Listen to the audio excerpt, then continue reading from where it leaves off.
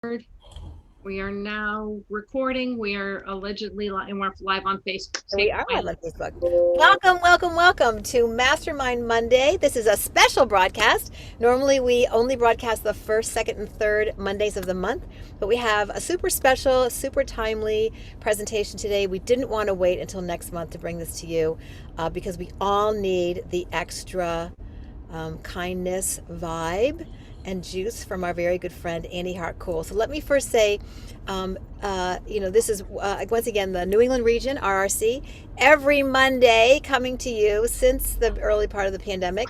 Mostly great thanks to Cheryl DiGirolamo, whose gem of an idea this was, and now currently our CTO, Christine McClellan, who is always at the ready with recording it on Facebook and posting it up to our YouTube channel. So thank you again for joining us. Today we have such an extraordinary pleasure of welcoming our own Annie Hart, CRS extraordinaire, who is a colleague of all of ours, but certainly of mine on beautiful Cape Cod. We actually just did a transaction together not very long ago, which was truly a pleasure. And Annie reached out and said, I've been working on a presentation that I understand might be really great for the RRC community, and I'm wondering if you'd be interested. And I am thrilled to death to introduce Annie and say that the presentation today is called Managing Emotions in a Scarcity Market, something that we all are in the middle of right now and could definitely use some guidance and some wisdom from Annie. So Annie, please take it away. Unmute yourself. All Okay. right.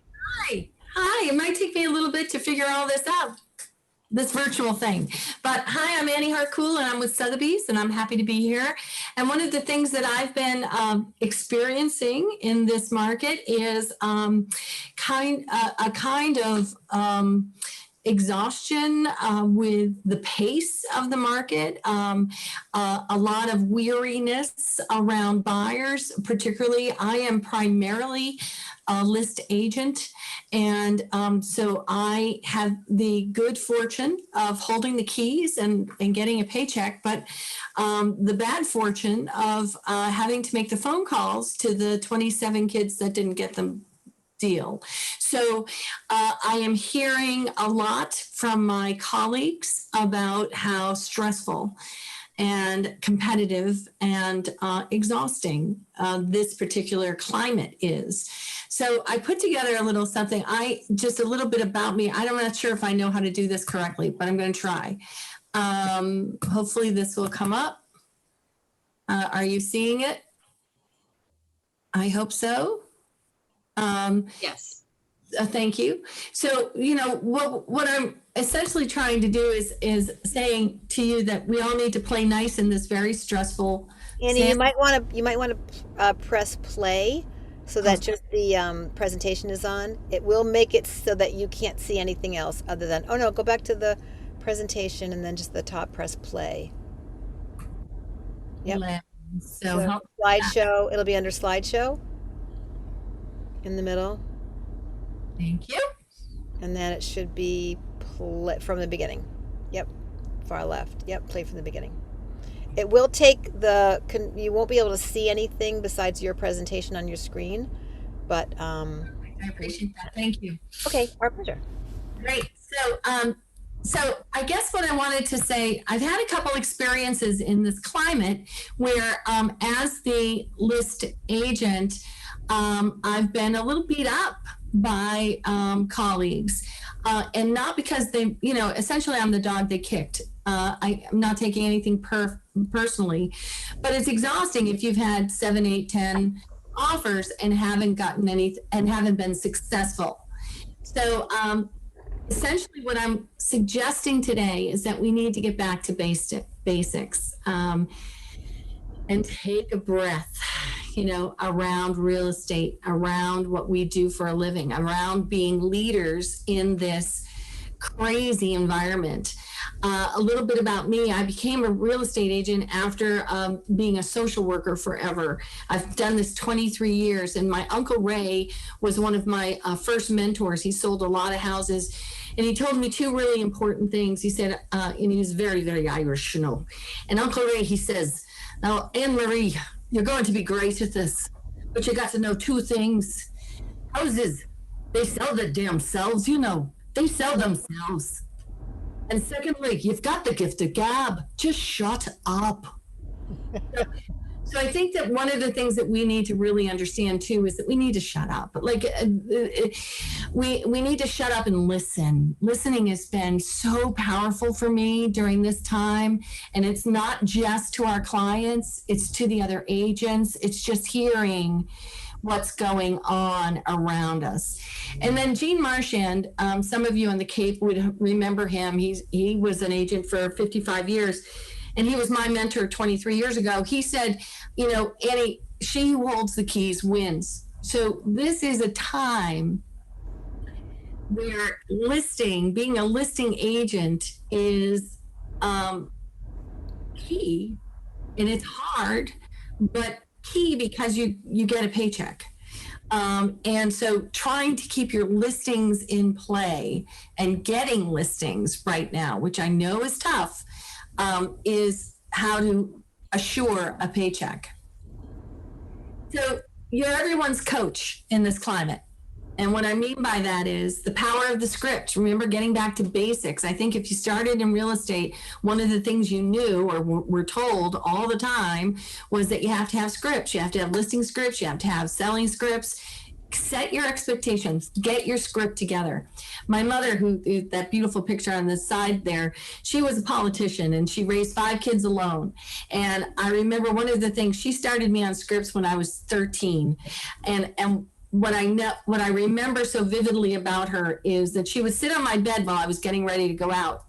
And she would ask me the 3 things I was going to talk about that night at whatever event I was going to. And, you know, I would tell her and she would clean it up for me. Like she would tell me, nope, don't say that. Say this, do that. And she would give me scripts. You know, nobody wants a dullard. You need to, you know, understand what you're talking about, right?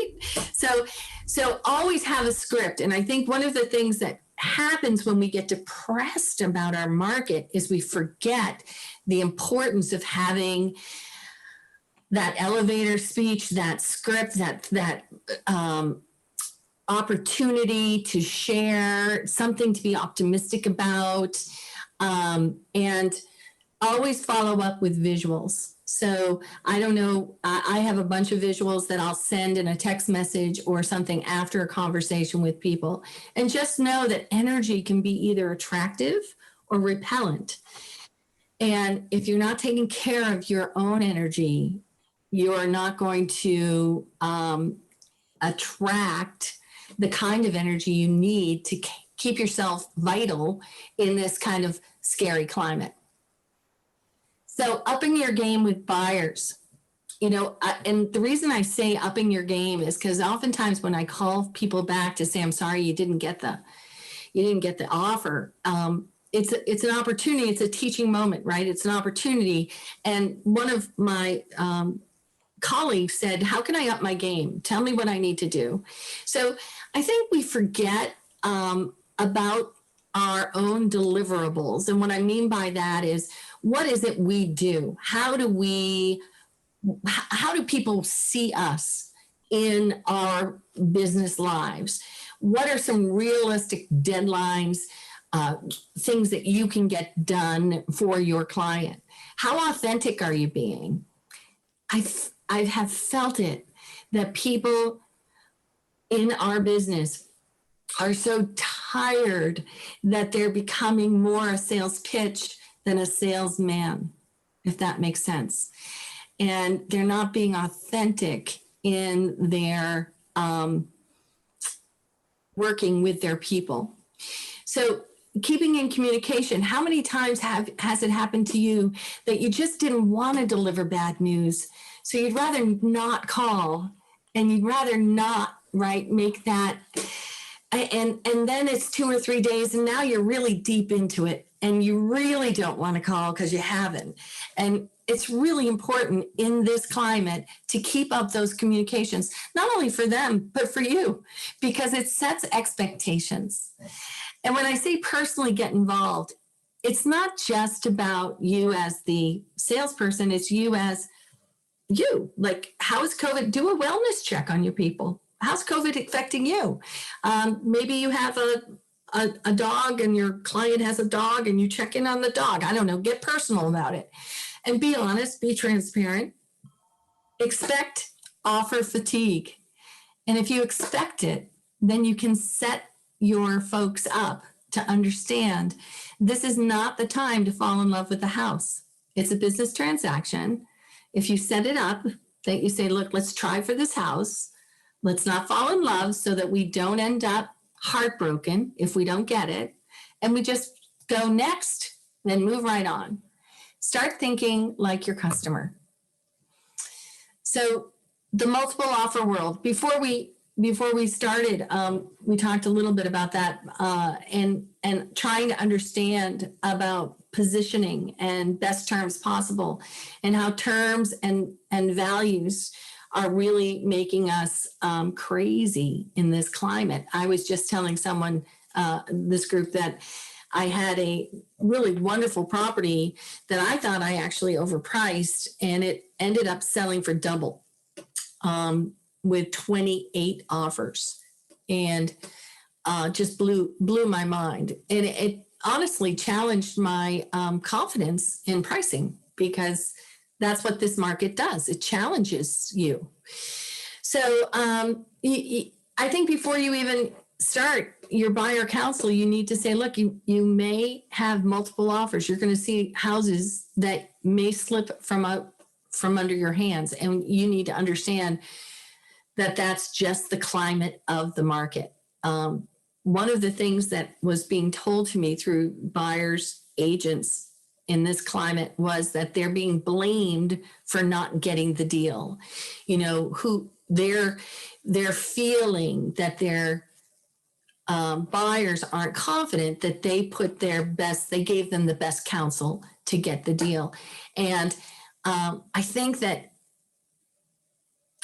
we need to start owning and saying up front, this is just the climate. I'm going to be your advocate. I'm going to be your quarterback. I am going to run this ball to whatever lengths I can do and just be really confident. And we still might not get it, folks. We still might not get it, but it's not for lack of trying. So we're going to just take care of your best interests in this climate.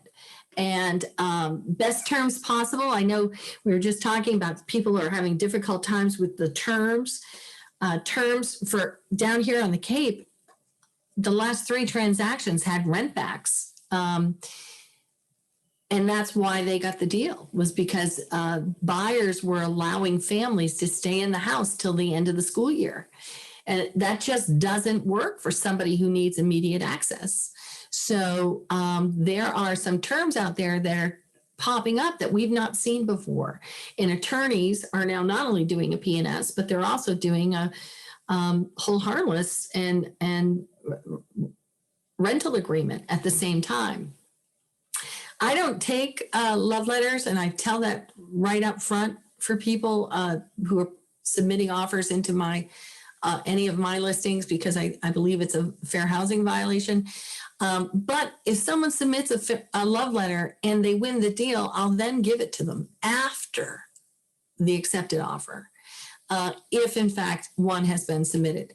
But I really am not submitting those love letters with the offer. I think it really sets up the seller for the bleeding heart thing. And it has to stay very businesslike. Escalation clauses. I've been getting them like crazy. I think one of the things that people need to understand about escalation clauses is there are sellers who have opted out of those, and you need to ask your agent, are you accepting escalation clauses? You need to know that before you throw one in, because sometimes it confuses the mix. So talk to the agent. Always, always, always talk to the agent about helping you kind of sculpt your terms and when you're throwing an offer in, and they'll let you know if escalation clauses work. And then of course, rent back. This rent back has been pretty serious down here on the Cape. And also serious for some people who want to do their last summer in their house. We are a second home market, so it's a little bit different. Finding the listing. Oh boy, this is like that. Oops, I went back too far, I think. Finding the listing, the hunt for inventory. I know everybody's having trouble with this. And one of the things that happened by accident for me is I just decided that I would go back. I've been doing this 23 years. So I went back 10 years and I looked at some of my favorite clients from 10 years ago who are now in houses. And I thought, the average is, at least on the Cape, it's 5 to 7 years for a second home. It's 13 and a half years for a regular house. A year, what do you call it? A home, not a second home, first home. And so I decided, well, those folks 10 years that have been in this property for 10 years, maybe have something going on that I don't know. So I thought I'd reach out to them. So I just want you to know that it was the best thing I did. And I did a crazy reach out. I reached out and said, hey, here are the immunization schedules for Barnstable. And I just didn't know if you were interested in that or not, but I thought I'd check in. What do you think? Let me know if I can help you, particularly for the older people. If you need me to set you up some, get you registered, I'm happy to do that. Would you like a CMA in your house? Everybody seems to like that barometer reading, right? So that's kind of easy for us to do. And I'm an insomniac, so it gives me something at 3 a.m.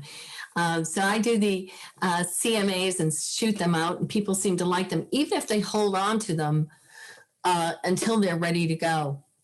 Cheryl has this great thing where she is able to, it's the cost versus value of renovating and how it's going to benefit. That's always well received when I send it out to people. And then of course, calendars. Event calendars have been great because people are desperate to get out. Even if they're Zoom event, there's been a lot of Zoom cooking classes and things like that my clients have really been open to. And Zoom dates. There's a woman in my mastermind group that actually has, you probably know her, Marie Presti. She has these wonderful game nights with her families and things like that. You have to register in advance, and it's kind of a fun Zoom, and it's a way to keep her people interested in not only her, but it's a wellness check. It's a way to check in. So these are some of the ways to find a listing. Being top of mind of your folks, having them speak nicely of you. The word of mouth is the best way to get any listing for sure, because we can't call anymore, right? So the accidental first aid kit, I was telling Lisa about this, and that's how this all came about. So this first aid kit, some very active salesperson caught me at a weak moment, and I bought 50 of these 3 years ago. I was cleaning my office and I found it under a desk, and I thought, what am I going to do with these? And during COVID, so I took all of them. I got the puffy envelopes, and I sent them out to those folks that I sold a house to within 7 to 10 years. And I got $3.6 million in listing inventory by that accidental first aid kit. And here's what happened. Those first aid kits arrived. I didn't put anything in it. I just put a yellow sticky on it and said, I'm hoping you're well, and I'm thinking of you. Enjoy kayaking or canoeing. This is a waterproof first aid kit. It was on a yellow sticky. I hand wrote every single one and put my business card in. I literally was cleaning my office. I wanted them gone. My husband, so angry that I had $400 worth of postage. I said, yeah, let's not talk about that, because if I get one listing, we're not going to worry about $400 worth of postage. So I did these, and phone calls. The phone just started ringing like crazy. I had one gal call and say, Annie, thank you. I got the first aid kit. And you know what? I have not lived in that house in 2 years. I really hadn't thought what to do with it. But now I think, let's just put it on the market.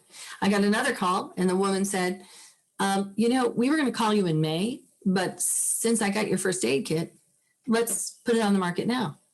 So it was this crazy, and that one I was telling people that this weekend I got a call from a woman whose Redfin agent had dumped her, and she wanted to put an offer in. I put an offer on a house I'd never seen because she requested it. And the way she found out about it was I sent her mother a first aid kit. So, the first aid, it's the accidental first aid kit.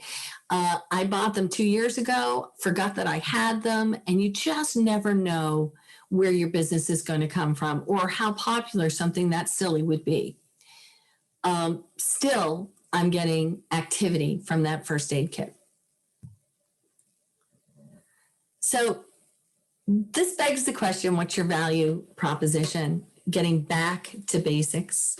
I think one of the things we don't do well is we don't sing our praises. We're all very, for the most part, humble people. I mean, we're too busy, or we just, we hope other people sing our praises or whatever. But I think it's really important for us to chase down our reviews and to make sure our reviews are up, so that if for no other reason, that when people are searching for someone, they can find out about us through our reviews. So if you've got downtime, if you've got any kind of opportunity time, it's important to clean up.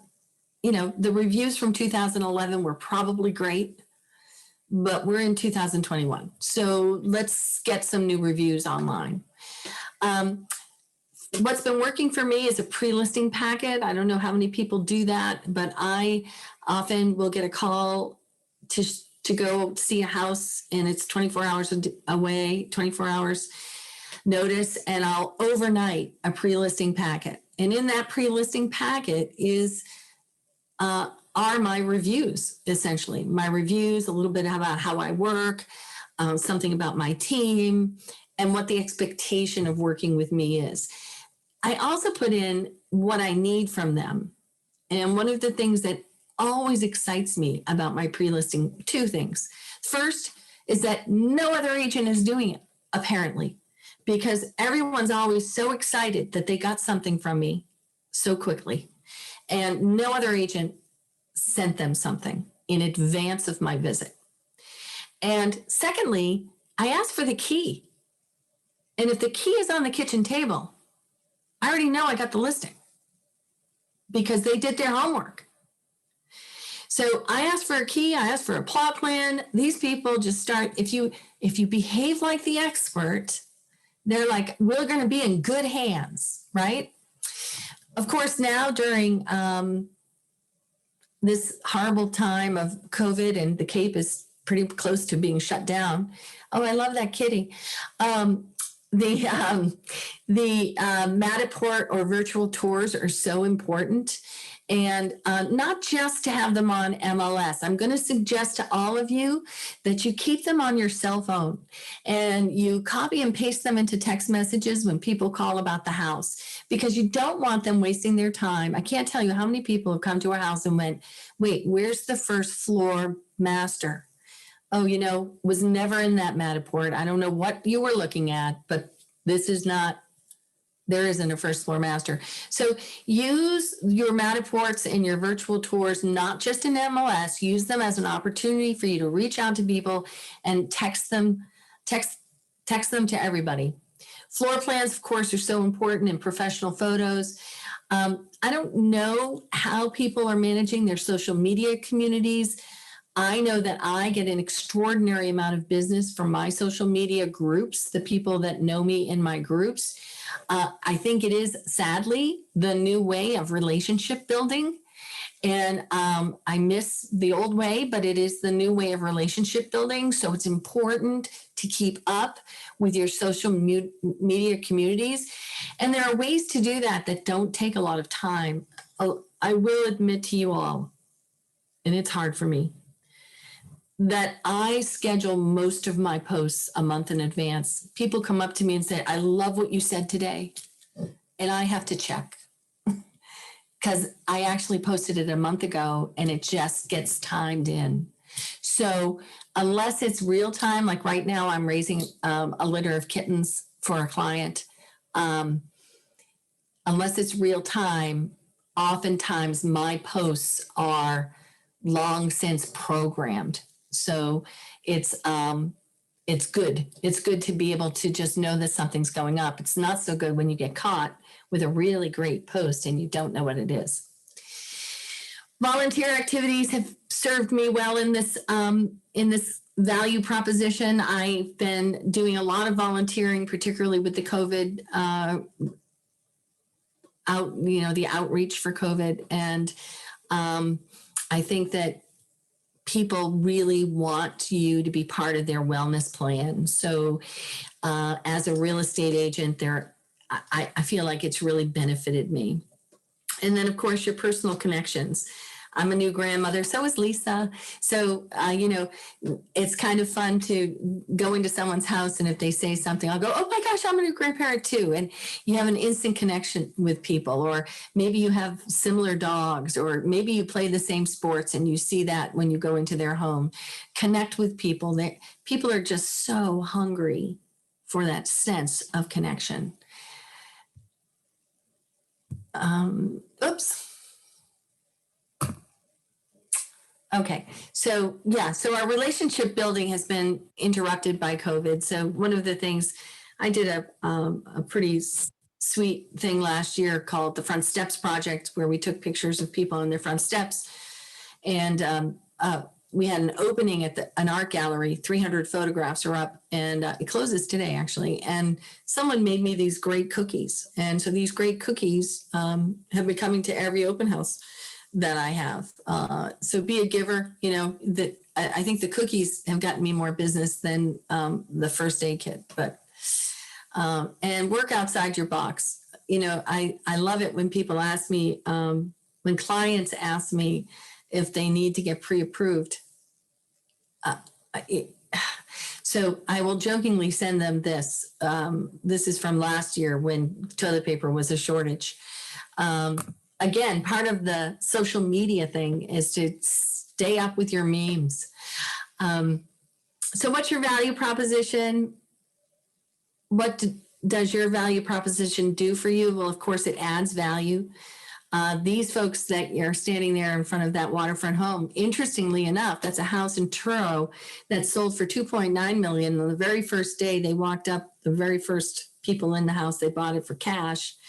And they have a photograph 27 years ago when the house was being built of their 3 and 7-year-old children standing outside while the building was being built. And he carried that picture in his wallet 27 years because he always wanted that house. Crazy. So, just wonderful folks. So how do you add value? Your value presents opportunity, meaning people come to you because of what you bring forward. You put you in control of the situation.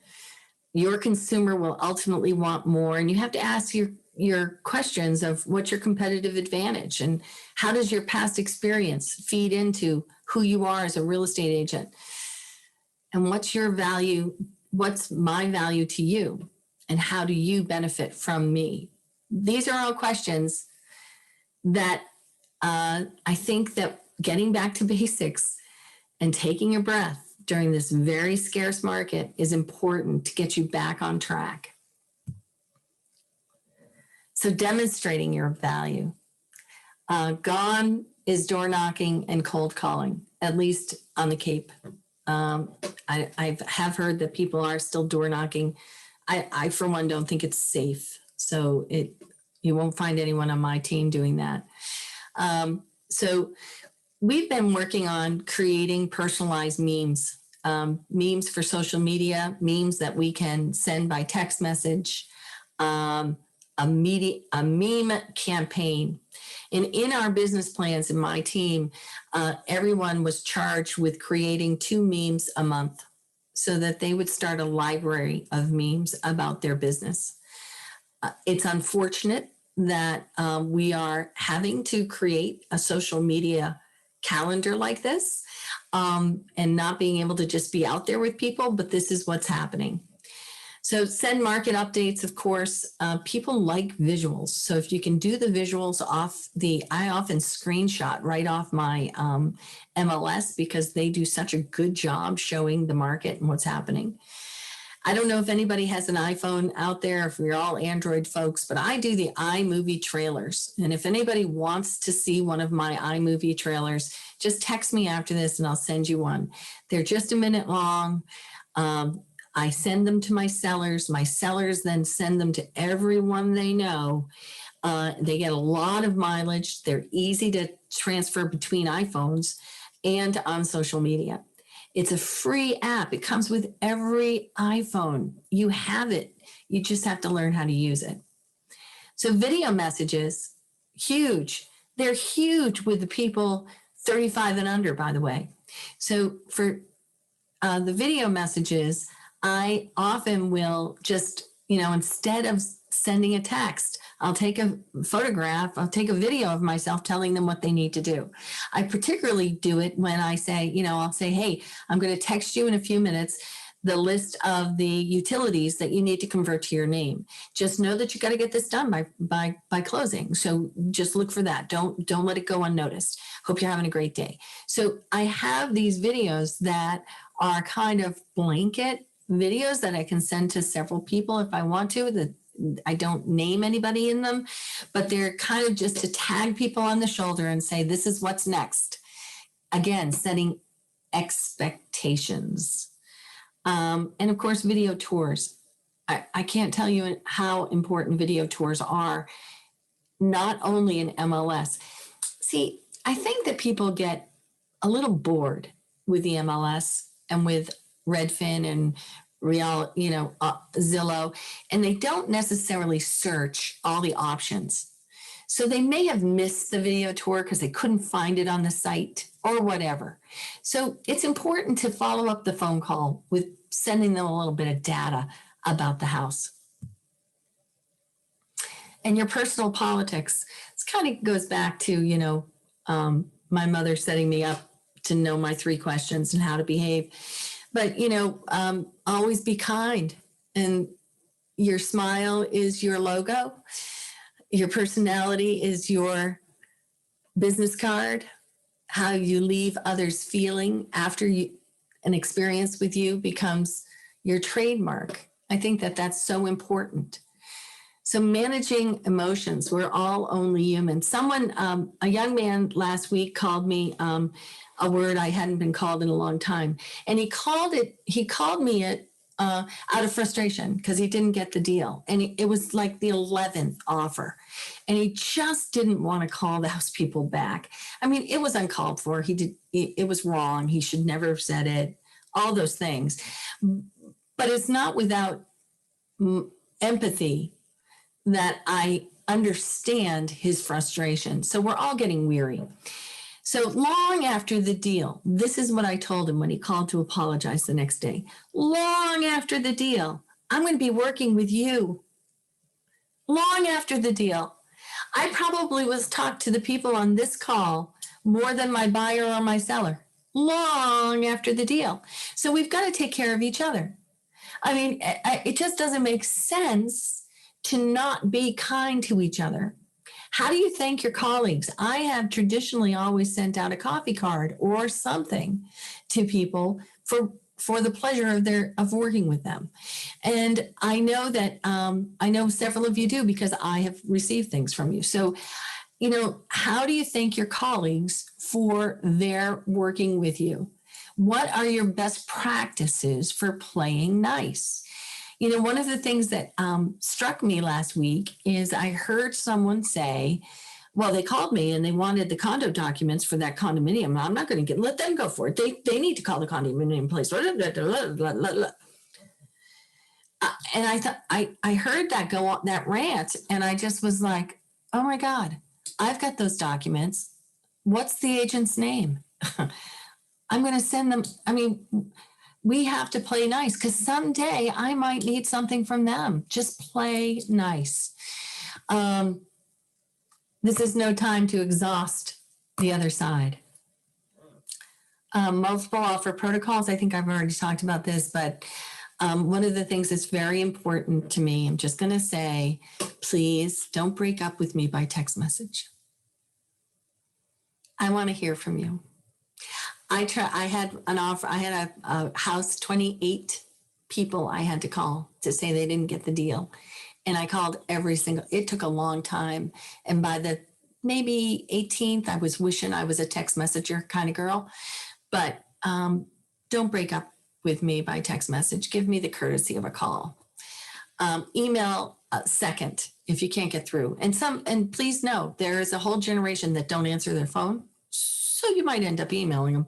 But I would like to hear your voice. And I think it's important that we all know that it's no one's fault if you don't get the deal. It's a seller's decision. We're representing the seller. Courtesy calls are so appreciated. It might be a teaching moment, and like I kind of said earlier, it might be an opportunity to talk about how to position, how to terms. Cheerleading might be in order, and what I mean by that is so many agents are fatigued by offer fatigue that you might need to boost up a colleague. For brokers, I've heard that some of these phone calls have been good because they're finding out who wants to leave their offices, who are unhappy with how the COVID protocol wherever they're working. But at the end of the day, we really need to build each other up because we're going to be working with each other long after this deal. Post-closing must-dos. Now, you got to get your reviews. Talked about that already. Got to get your reviews. And try not to drop this ball. It's easy to drop because we don't usually like to chase after the things that talk nice about us, but you must do it. How do you follow up? I always call a few days later to find out. And I'll tell you what, they love it. People love to hear from you a few days later because, if something's gone wrong, maybe you can help. But also, they talk about how cool it was that their agent didn't just drop them after the closing check was delivered. So give them a call. I always send flowers 3 to 4 weeks later to wherever the person landed. Maybe their office, maybe their home. And Lisa, actually, the deal I had with Lisa out in North Falmouth, I sent them to the Carolinas, and she put it on Facebook and said, "Oh, my agent is the best. The job is done. We're in our new house.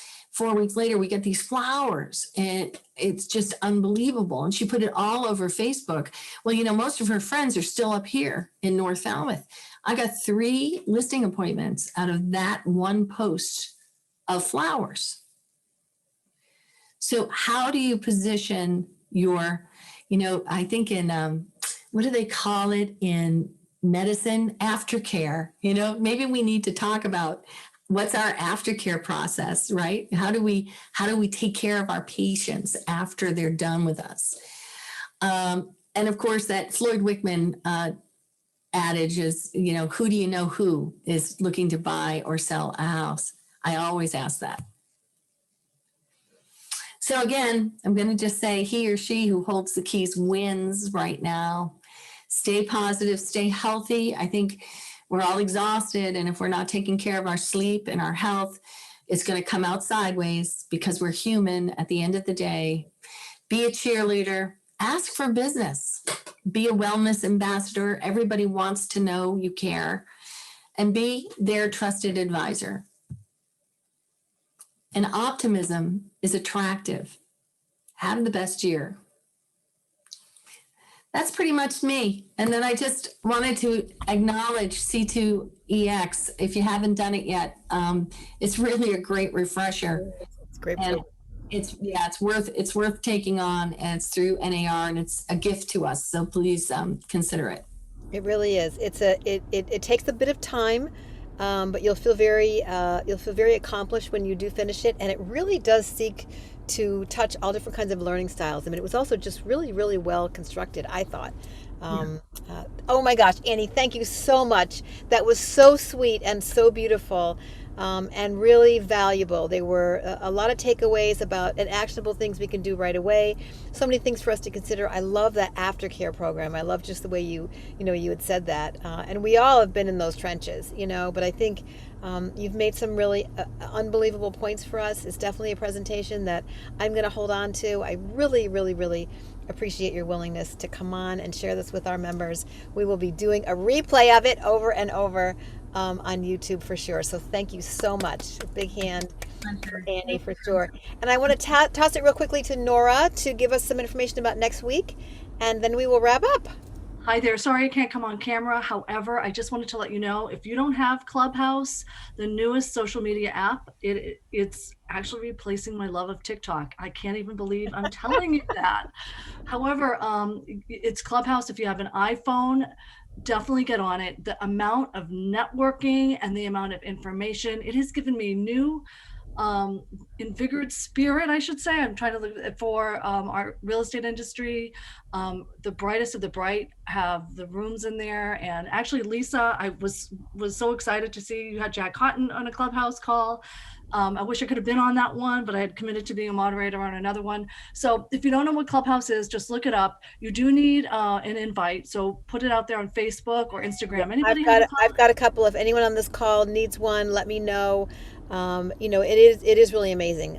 But we have a guest next week who's going to be talking. Yes, I'm sorry. I was just going on about Clubhouse. I'm going to be speaking about Clubhouse. And William Tong, he's a CRS. He's got about 45,000 followers.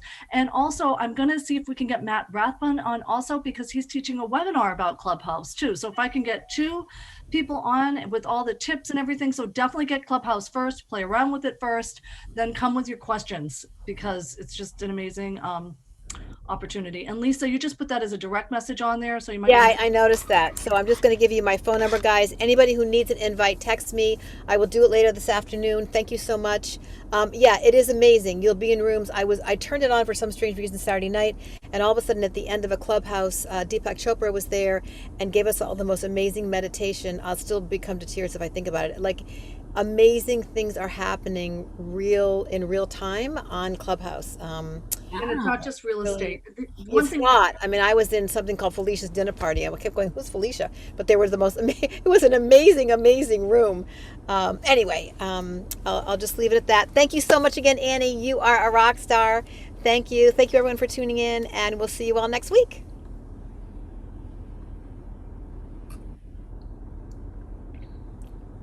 So great, Annie. Thank you so much. Thank you.